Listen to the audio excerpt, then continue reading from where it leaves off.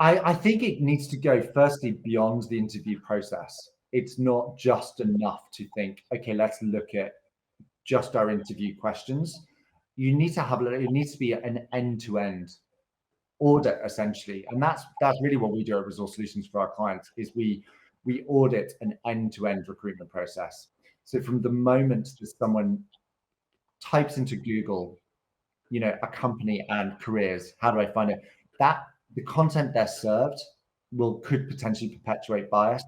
The way that you apply could potentially perpetuate bias. The facial representation. If you look at careers content, for example, white men are massively overrepresented.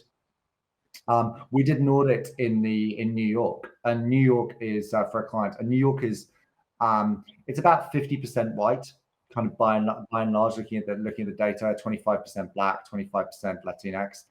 If you looked at hiring companies in New York, there's no representation of that mix. The faces that you see don't reflect that community, for example. So you need to break it down into all of those different stages, all the way through to referral process, through to onboarding even. So you need to conduct that audit and then apply validated research to it, because the risk here is that you can be really well intentioned, but actually you have bias themselves.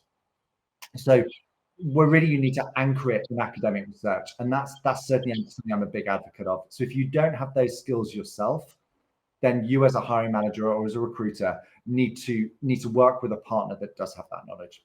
That's the very first step. Hold a mirror up to what the current process is. Don't make any changes until you know what you need to fix.